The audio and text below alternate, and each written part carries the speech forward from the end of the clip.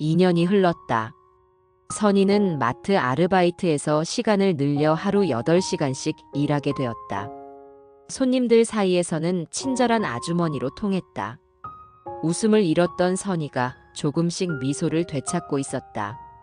사는 곳은 비록 작은 고시원이지만 그곳은 아무도 자신을 무시하지 않는 공간이었다. 어느 날 큰아들 민수에게서 전화가 왔다. 엄마, 나 결혼해요. 선희의 가슴이 두근거렸다. 그동안 연락도 거의 하지 않던 아들이 결혼 소식을 전해온 것이었다. 언제? 신부는 어떤 분이니? 다음 달이요. 엄마도 와주세요. 선희는 기뻤다. 비록 자신은 초라한 신세가 되었지만 아들의 결혼식만큼은 꼭 참석해 축하해주고 싶었다. 그동안 모은 돈으로 한복을 하나 샀다. 값싸지만 그래도 아들 결혼식에는 단정하게 입고 가고 싶었다. 결혼식장에서 시어머니를 마주쳤다. 2년 만이었다. 순자는 선희를 보자 눈살을 찌푸렸다. 너 여기 왜 왔어? 아들 결혼식인데 와야죠. 네가 무슨 면목으로? 순자의 말을 민수가 말렸다. 할머니, 오늘은 좋은 날이에요. 그런데 이상한 일이 벌어졌다. 신부를 본 순자의 표정이 굳어졌다. 김미영, 저 애는 안 돼. 절대 안 돼. 순자는 갑자기 신부에게 소리를 질렀다. 신부 이름은 김미영. 28살의 평범해 보이는 여성이었다. 할머니, 왜 그러세요? 민수가 당황했다. 저 아이는. 순자는 말을 잇지 못했다. 그리고는 갑자기 쓰러졌다. 결혼식장은 아수라장이 되었다. 선희도 어리둥절했다. 신부 미영의 얼굴에는 무엇인가 놀란 표정이 스쳐갔다. 병원에서 순자는 정신을 차렸다. 하지만 결혼은 미뤄졌다. 할머니 왜 그러셨어요? 민수가 물었지만 순자는 대답하지 않았다. 그저 저 애는 안 돼, 절대 안 돼만 되풀이했다. 선희는 궁금했다. 평범해 보이는 신부를 보고 시어머니가 왜 그런 반응을 보였을까? 혹시 전에 본 적이 있는 사람일까? 아니면 다른 이유가 있는 걸까? 며칠 후 선희는 민수를 만났다. 엄마, 할머니가 계속 이상해요. 미영이 사진만 보면 벌벌 떨어요. 왜 그럴까? 모르겠어요. 할머니한테 물어봐도 대답 안 하세요. 선희는 신부 미영을 개인적으로 만나보기로 했다. 미영은 생각보다 밝고 착한 아이였다. 어머님, 저 정말 모르겠어요. 할머니를 처음 뵀는데 왜 그러시는지. 미영의 눈에는 눈물이 맺혔다. 민수 오빠를 정말 사랑해요. 헤어지고 싶지 않아요.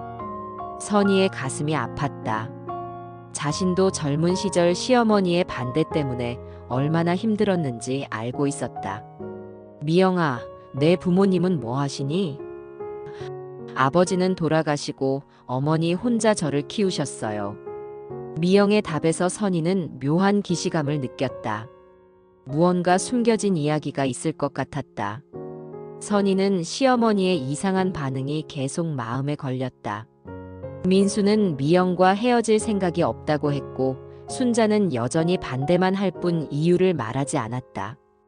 답답함을 이기지 못한 선희는 과감한 결정을 내렸다. 시어머니의 집에 가보기로 한 것이다. 다행히 순자는 병원에 외래 진료를 받으러 나간 상태였다. 선희는 숨어서 기다리다가 집에 들어갔다. 2년 전과 똑같은 집. 자신이 30년 동안 청소하고 가꾼 집이었다. 가슴이 먹먹했지만 지금은 감상에 빠질 때가 아니었다. 순자의 방에는 오래된 장롱이 있었다. 선희가 사용하던 때와 달리 잠금 장치가 달려 있었다. 하지만 다행히 열쇠는 나나분 밑에 숨겨져 있었다. 순자의 오래된 습관이었다.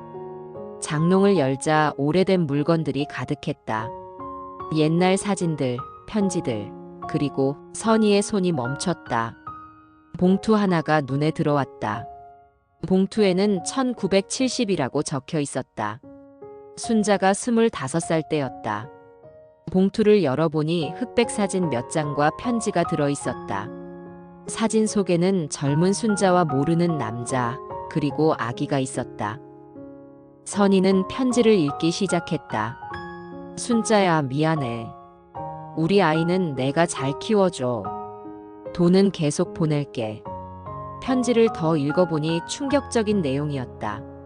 순자는 결혼 전에 다른 남자와 사이에서 아이를 낳았던 것이다. 그 아이를 몰래 다른 집에 입양 보냈다는 내용도 있었다. 선희의 손이 떨렸다. 선희의 남편 태윤의 이복 여동생이 있던 것이다. 그리고 또 다른 편지와 사진이 있었는데 남편의 이복 여동생이자 시어머니의 혼외자딸이 성인이 되어 아이를 낳았는지 아이의 사진과 이름을 적은 사진이었다. 아이 이름이 바로 김미영이었다. 그리고 성장일기라도 쓰는 듯이 매년마다 아이의 학교 입학 졸업 등등 때마다 찍은 사진이 차례차례 있었다. 한 장 한 장 넘길 때마다 이름만 보고는 설마 했던 것이 믿고 싶지 않은 사실이 되어가고 있었다. 선희는 정신이 혼란스러웠다. 그렇다면 민수와 미영은 사촌이라는 말인가? 순자가 그렇게 반대했던 이유가 바로 이것이었구나. 하지만 미영은 모르고 있는 것 같았다. 자신의 할머니가 순자라는 사실을 말이다. 순자의 발소리가 들렸다. 선희는 서둘러 편지를 제자리에 넣고 장롱을 잠갔다. 하지만 사진 한 장은 실수로 떨어뜨렸다. 선희는 재빨리 그 사진을 주머니에 넣고 집을 빠져나왔다. 가슴이 두근거렸다. 이 비밀을 어떻게 해야 할까? 선희는 며칠간 잠을 이루지 못했다. 순자의 비밀을 알게 된 충격도 컸지만 이 사실을 어떻게 해야 할지 몰라 고민이었다. 민수와 미영은 서로 사랑하고 있고 두 사람 모두 진실을 모르고 있었다. 일주일 후 순자에게서 전화가 왔다. 선희야, 나 좀 보자. 목소리가 많이 약해져 있었다. 선희는 순자의 집으로 갔다. 2년 전과 달리 순자는 많이 늙어 보였다. 들어와 앉아. 어머니, 왜 부르셨어요? 너, 내 방에 들어왔었지? 순자의 눈빛이 날카로웠다. 선희는 당황했다. 무슨 말씀이세요? 사진 한 장이 없어졌어. 네가 가져간 거지. 선희는 더 이상 숨길 수 없었다. 주머니에서 사진을 꺼냈다. 이거 말이에요. 순자의 얼굴이 하얗게 질렸다. 그래, 그거야. 돌려줘. 어머니, 미영이가 어머니 손녀예요? 순자는 한동안 말이 없더니 고개를 끄덕였다. 그래, 내 손녀야. 하지만 이미 다 끝난 일이야. 끝난 일이라뇨? 민수와 미영이는 그럼 사촌지간이잖아요. 그러니까 결혼하면 안 된다고 말린 거야. 그럼 미영이한테 말해주세요. 진실을 알려주세요. 안 돼. 순자의 목소리가 커졌다. 절대 안 돼. 그 아이는 모르고 사는 게 나아. 어머니, 그게 말이 돼요? 근친혼을 막으려면 진실을 말해야죠. 순자는 갑자기 선희의 앞에 무릎을 꿇었다. 선희야, 제발 부탁이다. 아무한테도 말하지 마라. 선희는 놀랐다. 그동안 자신을 그렇게 무시하고 업신여겼던 시어머니가 자신에게 무릎을 꿇고 있었다. 어머니, 왜 그러세요? 일어나세요. 안 일어나. 내가 약속할 때까지 안 일어나. 순자의 눈에는 눈물이 흘렀다. 내가 젊은 때 실수했어. 하지만 지금 와서 들통나면 우리 집안 아이들이 다 상처받을 거야. 내 아들 태윤이도 손주 민수도 미영이도. 그럼 어떻게 해요? 두 사람이 결혼하게 놔둘 거예요? 내가 막을 거야. 계속 반대하면 포기할 거야. 그럼 민수는 평생 어머니를 원망할 텐데요. 그래도 진실보다는 나아. 선희는 복잡했다. 순자의 입장도 이해가 되었다. 그 옛 시절에 혼외자를 낳아 몰래 키우며 뒷바라지 하는 것이 얼마나 힘든 일이었는지 알고 있었다.